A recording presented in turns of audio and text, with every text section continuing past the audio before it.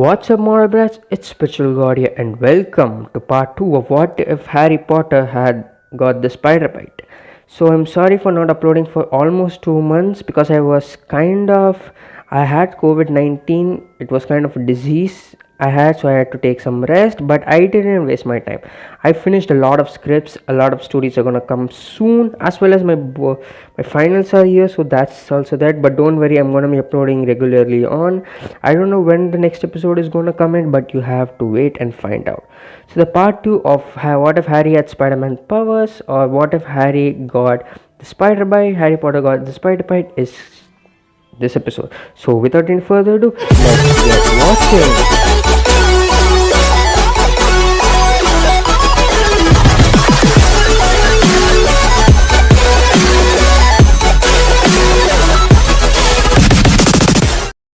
So the story starts off with Harry living a normal life after coming back to the Dursleys. So the Dursleys were scared of Harry due to him showing his superpowers. The Dursleys tried their best to stay in Harry's good graces. So during his 12th birthday, Harry thinks about the reply of his letters from Ron and Hermione, which he didn't get. So during the night of his birthday, the Dursley invites some clients of Mr. Dursley. So Harry decided that he wouldn't bother them, so he locks up himself in his room. In there, his spider sense starts tingling, and when he looks around, he meets Dobby, and Dobby explains the troubles in Hogwarts. The whole Harry Potter's gonna get killed stuff, and also tells Harry that Dobby was one of the person who was the one who hid the letters of Ron and Hermione. Harry is angry at this and denies Dobby's request, causing Dobby to make sure that Harry doesn't come back. So Dobby uses magic in the room and then he apparates. This causes Harry to get a warning from the Ministry of Magic for underage magic. Vernon tries to sue Harry, but Harry is already pissed, meaning he's just pressing more buttons. So Harry glares at Vernon, shutting him up. Days pass, and then Ron, George, and Fred come to Harry's house using their father's flying car after not receiving any letters from Harry. So they then take Harry away from the Dursleys with all of his items. Harry then tells them about the elf named Dobby, and the twins tell them about Lucius Malfoy. This causes Harry to become serious, which is noticed by both the twins but not Ron. So Harry decides to be on guard against Lucius Malfoy. Harry reaches the home of the Weasleys named Burrows and meets the remaining Weasleys. He realizes that something is wrong with Ginny, the youngest and the only daughter of the Weasleys, but he doesn't know what it is, so he lets it slide but keeps it in mind. He then spends more time with the Weasleys, and then they decide to take a trip to Diagon Alley. The Weasleys then introduce them to the flu, and he sees the Weasleys use them to flu off. If it is that a word.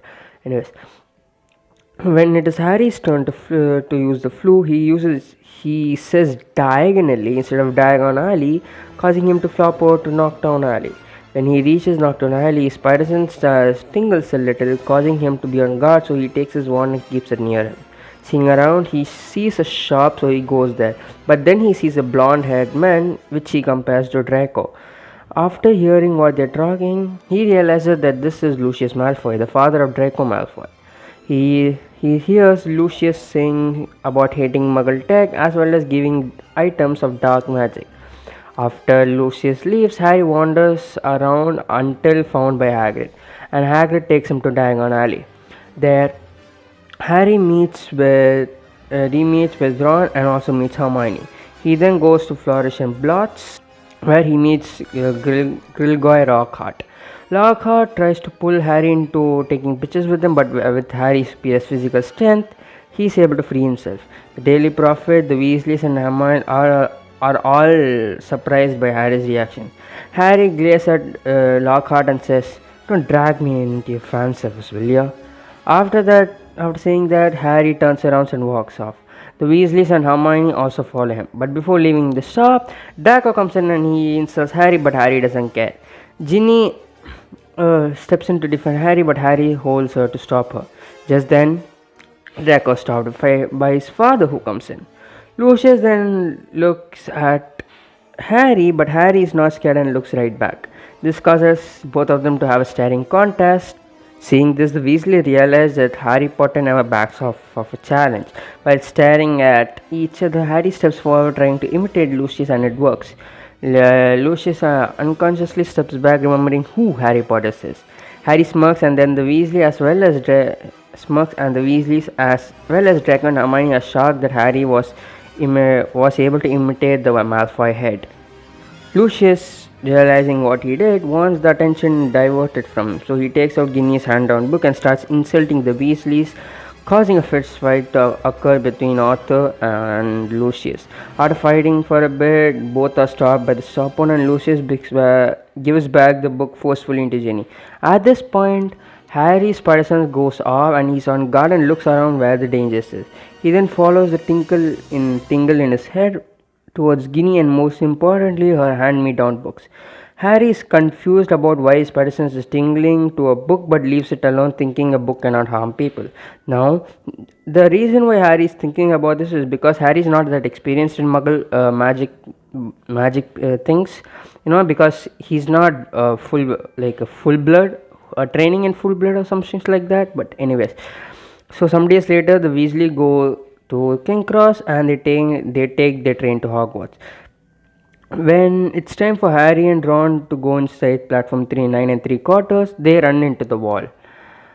But with Harry's instinct and spider sense, he is able to stop just in time so he doesn't crash. But Ron isn't so lucky. Ron almost crashes into Harry, but Harry just stretches his hand to stop it. When Ron asks what happened, Harry goes into the wall and touches it. Both Ron and Harry see that Harry's hand doesn't go through it and it should instead. So Harry touches the wall without any resistance. Harry and Ron start freaking out about how they will go to Hogwarts, but then Ron suggests the flying car and Harry reluctantly agrees after Ron makes him. After taking out, they are spotted by many muggles, but they don't know about this right now. Harry and Ron are flying with their flying car when they reach to the train of Hogwarts, but due to Ron's bad driving skill, they almost crash into it. But Harry saves both of them and decides to take the wheel from Ron due to his more acute senses and spider sense. Ron is offended a little that Harry doesn't trust him, but after Harry explains that he has much better senses than Ron remembers the fight between Harry and the troll in the previous part. Harry takes the wheel so they don't have any more accidents until they reach Hogwarts. But Harry's spider sense goes down before he can say anything. This car is stuck and crashes into the whooping wallow. This impact breaks Ron's wand. The giant tree starts pounding in the car. Tree starts pounding in the car. The battered car manages to escape, ejecting Ron, Harry, and their luggage before quickly driving off into the Forbidden Forest. After that, Ron and Harry go inside Hogwarts, where they are dragged by Professor Snape and scolded for the act, and who also tries to get them expelled. But Dumbledore stops them and sends a letter to Ron's family. After that, Harry and Ron go to their dorms. The next day, Ron has problems with his broken wand, even when he repaired it with some tape. Later, the trio have their first lesson with Gilderoy Lockhart, appointed as the new Defense Against the Dark Arts teacher. His way of teaching is a complete disaster, much to Harry's upsetment. He receives constant attention from Lockhart and Colin Creevy, a first-year student. Both constantly interact with him on a basis of his fame. During the Quidditch match, Malfoy is revealed to be a new Slytherin Sleeker and the one responsible for getting the Slytherin team's new broom. Hermione says that nobody on their team had to buy their way in. They made it on pure talent. To which Malfoy calls Hermione a mudblood. To which the Gryffindor reacts angrily and Ron tries to curse him. However, his damaged wounds causes the curse to backfire and he's rushed into Hagrid's cabin when he starts warming his blood. Harry gets pissed off at Draco for real, and when the fight begins, he rushes towards Draco at the speed at most 7 years cannot follow, and then punches Draco so hard that he sends Draco flying throughout the pitch. This stops the fighting, and they all look at Harry. The Slytherin in awe and fear and horror, and Gryffindor in awe and respect. Harry turns towards the Slytherin with a cold stare and tells them to bug off, and they do so. Harry runs towards Hagrid's hut. Ron and Hagrid also explain to Harry what the mudblood is, which is a very insulting name for mudbloods like Hermione. They also explain that some wizards are like Malfoys who think they are better than everyone because they are purebloods. After they return to the castle, Professor McGonagall assigns Harry and Ron their detention. Harry is made to help Lockhart answer his fan mail while Ron polishes the school's prize and trophies. During the detentions, Harry's spider sense goes off and he hears some disembodied sinister noise which Lockhart cannot hear. Harry realizes that the Dobby's warning might be true, so he is on guard. In return for distracting August Finch when he is just about to give Harry severe punishment, Harry promises that he would come to Nearest Head's next death party on Halloween. He brings Ron and Hermione as well. While there, they meet Moaning Myrtle, and the three of them get quickly sickened by the ghostly party and return to the Great Hall.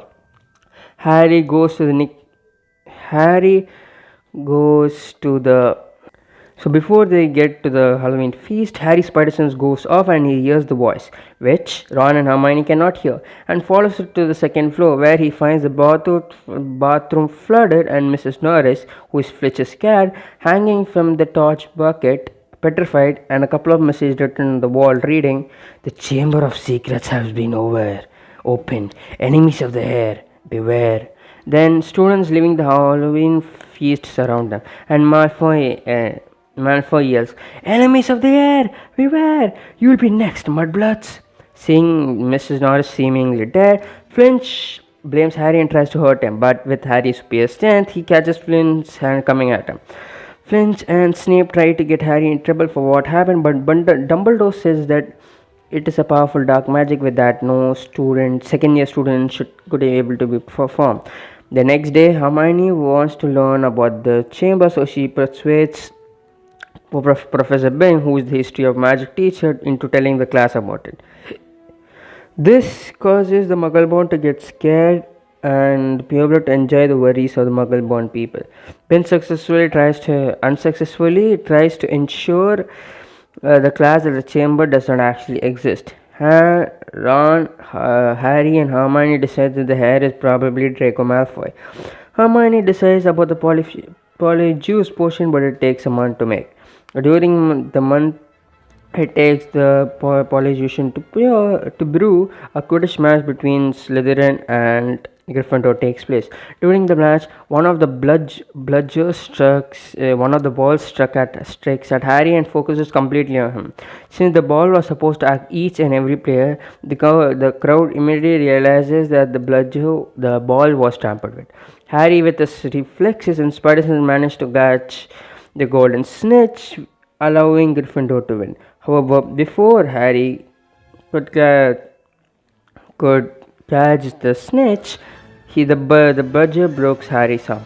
Lockhart came to him to heal him, but Harry's spider sense starts going on, and he tries to stop Lockhart from doing anything. But Lockhart, attempting to fix it, gets rid of all his bones in his arm instead. Harry is hurt and in pain, but he's more angry. So he gets up with his injuries hurting him, but he gets through it and punches Lockhart with his entire strength in his remaining arm, causing Lockhart to fly over and reach the ground, knocking him out. Miss Pamphry takes Harry to the medical ward and gives Harry this potion to counter this, and Harry is forced to stay in the hospital overnight.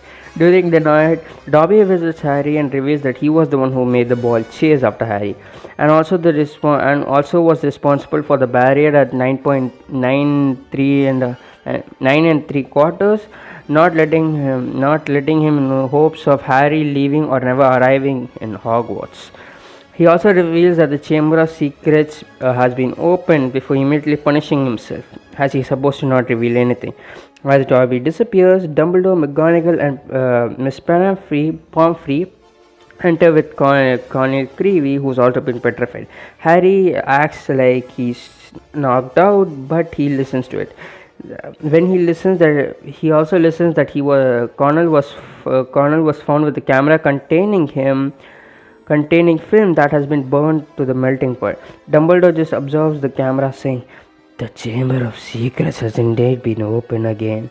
The next day, the trio decides to get ingredients from the Snape. After a distraction, Hermione is successfully able to borrow, okay, the word is borrow, ingredients from Snape for the Polyjuice potion. Harry later signs up for a duel clubbing, which, to Harry's great displeasure, is thought by his two least favorite teachers, Lockhart and Snape. During the battle practice in the first meeting, Draco conjures a snake to attack Harry. Lockhart tries to banish it, but all he manages is to let it loose on the students. Harry, seeing that the snake is advancing on Hufflepuff student, instantly tells it to stop, which to Harry's great surprise, it does. He expects Justin to be grateful, but the kid and the others are not very ecstatic about it. As they all saw Harry speaking Parseltongue, the language of the snake, and since they cannot understand them, it seemed to them that he was egging them on. Harry learns that Parseltongue is a very rare gift that is closely associated with Salazar Slytherin. Due to this, Harry becomes the number one suspect among the students for being the heir of Slytherins. Hermione even tells him that since Salazar Slytherin lived a long time ago, he might actually be a descendant. When her biology lesson is cancelled, Harry has a talk with Hagrid, who reveals that the school's rosters are mysteriously killed. Seconds after hearing Hagrid, Harry's Patterson goes out and he runs into a petrified Justin Fitchley and a black also petrified near head and a black also petrified nearly headless snake. Peewees alert the whole school and Hufflepuff students call Hubble. Oh my god, the fucking name. Hufflepuff students claim that Harry has been caught red-handed. For the first time, Harry is taken to Dumbledore's office, where he witnesses Fawkes, who's Dumbledore's phoenix, bursting into flame, then reborn from the ashes. Dumbledore says that he does not believe Harry to be behind the attacks, a belief reinforced by Hagrid being Harry's alibi, but a large portion of the school is sure that Harry is Slytherin's heir. I'm seriously messing up my words, am I? So anyways, Harry, who's still suspicious of Dumbledore, asks him about where the chamber might be, but Dumbledore says he doesn't know. This confuses Harry because he thought Dumbledore knew everything.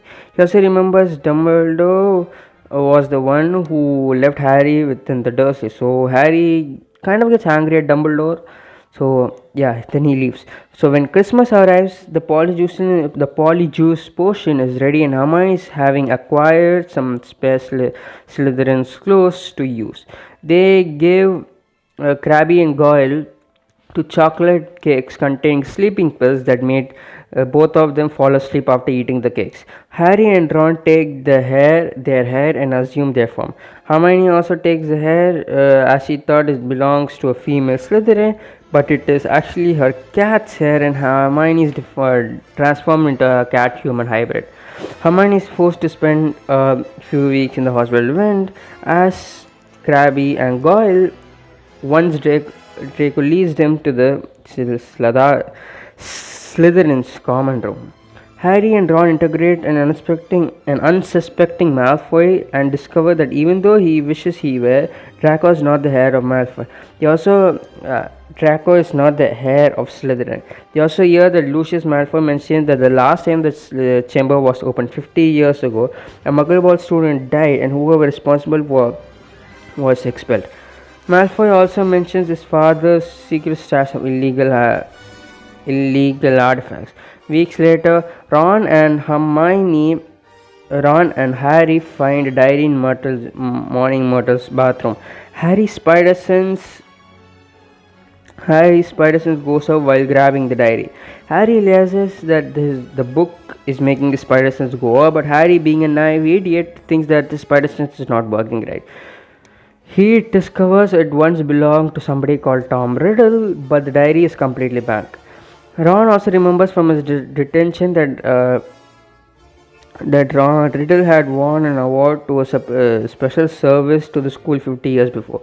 Hermione deduces that this coincides with the last time the chamber was opened. Tom Riddle might have received the prize for catching whoever was responsible for the attacks back then. Even though all the attempts to extract information from the diary fail, Harry feels a strange compulsion to it, but still his spider sense starts tingling every time he is near it. On Valentine's Day, a couple of dwarfs manage to deliver one to Harry while struggling to avoid him. The embarrassed Harry trips and falls, having ink spilled all over the contents of his bag. Ginny notices the diary and assumes a horrified expression. Draco also tries to steal the diary as Harry is picking up his stuff, but an angered Harry stunts him. Ignoring that Percy Weasley was also trying to handle the situation, which results in Percy reprimanding Harry. Harry is shocked about his emotions connected to the book, but he just shrugged it. Later, Harry realizes that even though the ink is spilled all over the diary, it is not stained at all. He tries writing the diary, and to his surprise, Riddle writes back. Okay. Then he explains that he was the one who caught the person who opened the Chamber of Secrets the last time, and he can show Harry what happened. So Harry agrees and is sucked to the recording of Riddle's memory. And he sees, after seeing the record of Tom Riddle's Harry now believes that Hagrid was the one who opened the chamber 50 years before and is responsible this time. But Harry is suspicious about how he could truly trust this diary, but again shrugs it off. But he keeps this in mind because he has a feeling that something bad is going on here. Harry decides that he won't talk Hagrid about this because his instincts say so.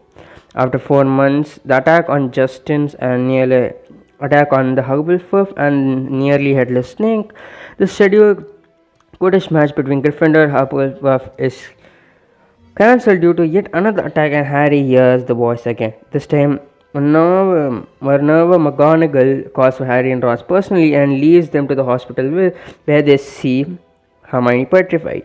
She was found near the library where the Ravenclaw Perfect holding a small circular mirror. This proves that Harry is not the heir of Slytherin, since he would never attack one of his friends. Harry and Ron decide that they must now talk to Hagrid.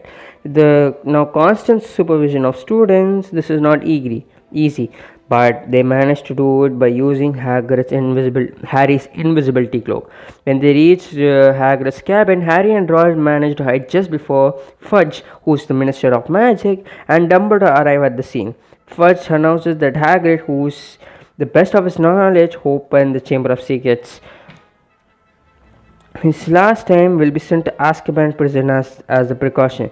They are nearby. They are shortly joined by Lucius Malfoy, who declares that he and the other governors of Hogwarts had anonymously voted to suspend Dumbledore, despite the obvious logic that it only was the situation. Before both Hagrid and Dumbledore give the last words to Harry and Ron. Hagrid says that if anyone wants to lose, they should follow the spiders, and Dumbledore says that he will only truly left the school when no one here is loyal to him. He also stresses that if anyone is Hogwarts needs help, it will be always available for those who ask it. Harry gets suspicious about this whole ordeal even more, and now he doesn't even have the diary. He can think clearly and realizes the diary is connected to the incidents of the Chamber of Secrets, but since Harry doesn't have a way to prove it, he keeps silent. Harry also realizes that he needs to trust his spider sense more. Maybe this could all have been avoided if he just listened to his damn instincts. Harry and Ron decided to follow the spiders as per Hagrid's advice. After Harry notices a spider during her biology lesson, walking with Fang as the guide along with the trails of the spiders, which are strangely all fleeting Hogwarts, it takes them to the Forbidden Forest. Even though Ron is deeply scared of spiders, Hermione, having been petrified and that may be able to help through this invitation, gives him the willpower to go along with anyway. They encounter Arthur Weasley's car, which is apparently taken to driving through the forest like a wild animal. The two boys follow the spiders into the forest all the way into the webbed lair. There, they now meet a big adult but aging Ararok, who reveals that Hagrid is innocent and explains his past from being given as a Hagrid to an egg by a distant traveler to his accusations of Chambers' resident monster until his transfer to the Forbidden Forest and his founding of the colony with Mosaic. When Harry asks the monster that killed the girl in 1943, Ararok states that it's an ancient creature that all spiders as well as giant one fears, that they will never mention his name nor speak of it. Harry and Ron attack him. Ararok tells Harry that he is just like them, which confuses Ron, but Harry realizes that his theory about him getting powers from the spider bite is true. Harry and Ron turn to leave, but Harry's spider starts tingling and Ararok hurts them, deciding to leave them as dinner for his children. Mr. Weasley's car comes bursting through the layers of spider, however, and enables the boys and Frank to escape. Ron is furious that Hagrid has endangered their lives until Harry explains his logic. After this, Harry and Ron feel like they have reached dead ends everywhere until one last possible hope occurs to them. Recalling Ararok's statement, the dead girl in the bathroom, Harry deduces that modern Myrtle might be the victim. Of course, with the school under such security, it's almost impossible to sneak into the girl's bathroom since that was the place where the first attack occurred. Days later, Harry and Ron manage to trick Lockhart, who's leading them to the next class, into letting them go by stroking his ego. Just as they pat themselves to the back, they are called by Professor McGonagall, and Harry has to make up an excuse that they are going to see Hermione in the hospital wing where the visitors are now allowed.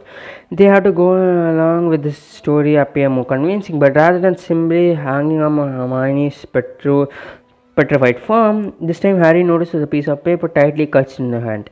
The piece of paper reveals that Hermione has found out before she was attacked. She had discovered, but based on strong circumstance evidence, that the monster of the Chamber of Secrets is a basilisk, thus explaining the mysterious voice that Harry only can hear, as he could speak Parseltongue. The basilisks kill people by looking into the eye, but because no one died because nobody had directly looked into his deadly gaze. Cornell had looked into his camera, Justin had looked in through Nicholas Hecknick, who was already dead since he couldn't die again, he was only petrified. So both of them were petrified. Basically, the Hufflepuff students saw through nearly headless Nick, who was already dead, and since he couldn't die again, he was only petrified. Both of them actually. The cat saw the reflection of it in the waters in the flooded room, and Hermione and another student each used a mirror to look around the corners after Hermione had figured things out. Harry finds the papers that the spider is free from it, and how the roster crowing is potentially fatal to the basilisk. On the note is also inscribed a single word, pipes, which means the serpent moves through the plumbing. Having solved the mystery, Harry and Ron decide to go to the staff room and report to the teachers. When they get there, they overhear the teachers talking about another accident occurred. Harry and Ron decide to hear more details and learn that Ginny has been kidnapped by the basilisk. And the hair Slytherin has left another message under the previous one. A skeleton will die in the chamber forever. Harry and Ron also hear that Hogwarts will be closed tomorrow. The teachers then force Lockhart to deal with the monster, who has been claiming that he could answer whatever is responsible for the attacks. Looking very crestfallen, he leaves the room. Harry and Ron decide that if Lockhart is going to deal with the monster, that they might as well go tell him what they know. They get to this room only to see him frantically planning to run away.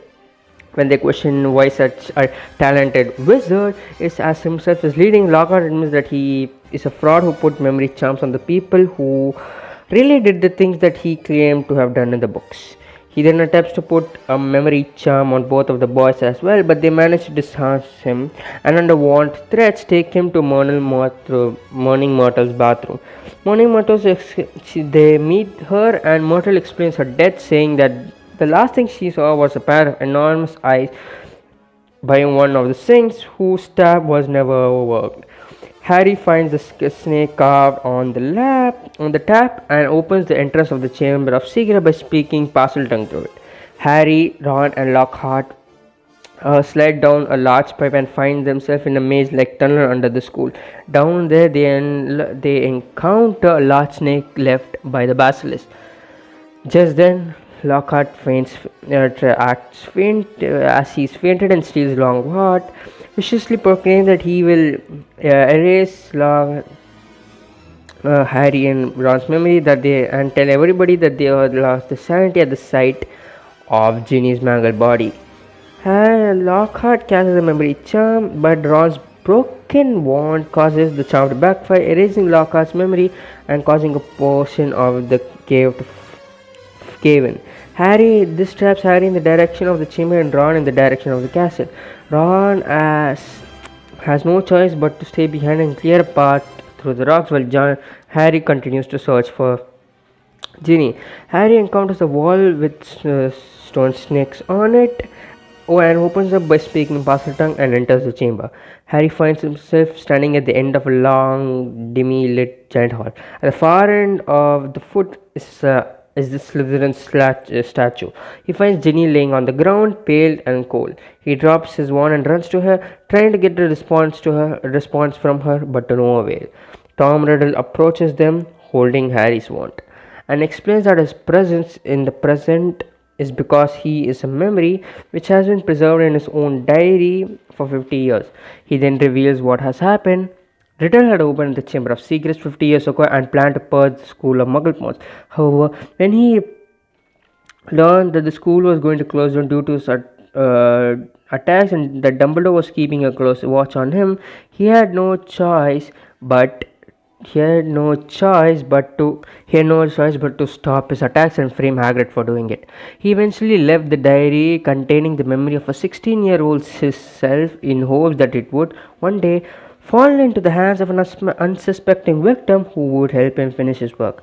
The diary ends with Ginny. Remember, Riddle had returned back sympathetically and Ginny grew to confess her fears, hopes and feelings to him. She essentially poured some of her soul to him, which was exactly what he wanted. He gradually became more powerful and eventually managed to pour some of his soul back into her, possessing her and using the body as a chamber of secrets, releasing the basilisk and launched the new series of attacks and write to the threatening messages on the wall. However, Ginny became suspicious of the diary and tried to dispose of it by flushing down the toilet in Myrtle's bathroom. That is when Harry found it. When Ginny saw Harry with the diary on Valentine's Day, she panicked and worried that Riddle had told Harry about the role in her attacks, so she stole it back from his dormitory. It began taking control of her again, but this time with the intention of killing Harry, so he had Ginny write down a farewell on the wall to come down to wake, luring Harry to risk and consequently his doom. Riddle was angered that Harry managed to defeat Lord Voldemort as a mere baby. When Harry asks why Riddle cares about it, Riddle reveals that Voldemort is his past, present, and future. He then writes with Harry's wand his full name, Tom Marvolo Riddle. Then he waves his wand and the letters rearrange themselves into I am Lord Voldemort. Harry then realizes that Voldemort is only a Pisidium is basically an adverb that his real name is. Basically, Voldemort is a nickname of Tom Riddle. Riddle explains that he couldn't his hatred for his Muggle father who abandoned him due to a wizard's son being born right after he found that his wife was a witch descended from Salazar Slytherin. So he stumbled that name to create a human which he knew people would fear when he became the greatest sorcerer of the world. Harry tells us that he must be mistaken that the greatest sorcerer of the world, as everybody knows, Albus Dumbledore. Even though Voldemort was at the peak of his power, he was afraid of Dumbledore, and now he's barely alive. Harry replies that Dumbledore has been driven out of the glasses by the mere memory of him. This pisses Harry off, and even though he doesn't Dumbledore trust Dumbledore fully, he knows that Dumbledore is not the person to run away. At least that's what he thinks. So he tells Dumbledore that he's not. He tells that Dumbledore is not gone as Riddle seems to believe. In the display of loyalty, he summons Fox, the Phoenix Tail, who also brings the Sorting Hat. Both assets that Riddle deems extremely useless. Riddle then summons the Basilisk and commands him to kill Harry. However, the fox, not as defenseless as one might initially think, and pecks out Basilisk's eyes, thus preventing him from prevents his gaze from killing. The basilisk can still hear and smell Harry. However, the remains are very dangerous, and Harry, whose spider sense is going off and is dodging with his dear life, with his reflexes in desperation, puts on the Sorting Hat, wishing against hope to help. Instead of an answer, a heavy sword with a hilt embedded with rubies falls on Harry's head inside the hat. Harry grabs it and does one more attack from the basilisk. Harry, realizing his spider sense is the one to save him, makes a word to himself that he will never doubt his spider sense. He then realizes that his spider sense is developing, with him dodging more and more as well as his reflexes, so he decides to take a gamble and train his reflexes and spider sense. He dodges more of Basilisk's attacks while attacking it. After several more without attacking it. After several more strikes from the blinded basilisk, it attacks again, right at him this time. But Harry plunges the sword into the roof of the basilisk's mouth, and something awakens inside Harry.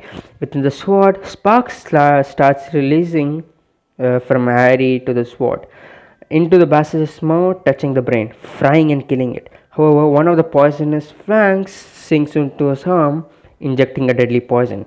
While Riddle gloats over his win, Harry takes Riddle's body and plunges the basilisk fang into the diary. He begins pouring out of the book like blood, and Riddle's memory is destroyed. Harry, with his much more evolved body, is able to stay awake a bit more, and while waiting for Ginny to wake up, he tries to use his new power he unlocked. He realizes that the Spider-Bite gave him more than he thought. Bioelectrokinetic powers. He tests his powers before collapsing. For a bit before collapsing. Ginny immediately stirs and wakes up. Harry is now a few moments from death. While Fox sweeps from the ground, and since Phoenix tears have incredible healing properties, Harry is instantly cured. But since Harry had much more time, the venom in the basilisk was deep inside his body. But due to his body as well as his DNA, his power get a big up. Like his electrokinetics, basically his venom power, venom shock powers are much stronger. He's much stronger, and his spider sense is much more defined. Harry and Ginny travel back to the chamber to find Ron and Lockhart, and Lockhart has no idea who or where he is. Harry, Ginny, Ron, and Lockhart grab onto Phlox and fly up the tunnel out of the chamber. They return to Moaning Myrtle's bathroom, where the entrance seals shut again, and they head to McGonagall's office. At McGonagall's office, Harry, Ron, and Ginny find Dumbledore, McGonagall, Arthur, and Mona Weasley, who's delighted to see them. Harry worries that Ginny will be blamed for bringing the persons for the person behind the attacks, but to his great relief, Dumbledore lightly deduces that Voldemort is the culprit, and he used Ginny's bodies. After Ginny leaves to get a much needed rest, Harry and both receive 100 points each of Defender and get an award for the special services to the school, and then Dumbledore asked to speak with Harry alone. Dumbledore expresses concern that he belonged to Slytherin, Dumbledore, Harry expresses his concern that he belonged in Slytherin. Dumbledore reveals that Voldemort somehow transferred some of his powers to Harry when he gave the skull, explaining his ability to speak past. This kind of pisses off Harry that Dumbledore knew about this and didn't do it, and his suspicions about Dumbledore even increase more. And since his spider sense is tingling, meaning Dumbledore isn't far, so Harry can trust him on that. Sorry, and since his spider sense isn't tingling, meaning Dumbledore isn't an enemy, so Harry can trust him on that. He asks Harry why he thinks sorting had put him in Gryffindor if he has so many Slytherin qualities, and Harry admits the only thing it did was because he had asked to. Dumbledore admits and confirms and tells Harry that it is our choices rather than our abilities that reveal who we truly are. He also points out that the sword Harry had drawn out from the hat. Harry now notices that it has Godric Gryffindor's name in it. Dumbledore only says that a true Gryffindor would be able to draw it out. Malfoy then barges into McGonagall, outraged that Dumbledore has returned to the school after being dismissed. Dumbledore calmly responds that the governors asked him to return once they heard that Arthur Weasley's daughter was attacked. Apparently, they have been blackmailed by Malfoy to vote Dumbledore dispensed in the first place under Malfoy's threat for cursing their family. Dobby follows Lucius into the room, thus showing that his masters are the Malfoys. Dumbledore and Malfoy have a calm but venomous intercourse, during which Dumbledore and Harry essentially expose Lucius leaking Riddle's diary into Ginny's school things during the fight with Arthur and flourishes. But this was supposed to frame Ginny for the attacks, with heavy implications on the Muggle protection, and Arthur was suggesting. Malfoy dares to prove Dumbledore his accusation. While the headmaster has insufficient evidence to do that, he cautions Malfoy by over-orchestrating even further such plots. Otherwise, he would be certain that Arthur Weasley would do anything, whatever it took, to trace it back to Malfoy. Knowing that the master can release his house elf by giving himself clothes, Harry tricks Malfoy into freeing Dobby by giving Malfoy one of his own socks, which he probably passed Dobby as a rubbish to get rid of. Malfoy's retribution is thwarted by the now Fey Dobby, who thanks Harry profusely and disappears, and the petrified people are cursed. Hagrid is released from Azkaban, Lockhart is sent to hospital, and Lucius is fired from his post as school governor. During the dinner, Hermione bursts into the grand hall and runs towards Harry and Ron. She asks Ron, and when she tries to hug Harry, she feels awkward, and Ginny sees it. Ginny, realizing that Hermione has a crush on Harry, realizes that Hermione is a rival to her. Harry, completely oblivious to this, hugs Hermione, causing Hermione to blush, and both George and Fred tease Hermione, but Harry is oblivious to this. Later, the Golden Trio and the Weasleys go back home for their vacations and to wait for the third year of Hogwarts. And this is where I'm going to leave for this episode, guys. If you guys like this video, like, share, subscribe, do the necessary stuff, and if you don't, I can understand. Peace out.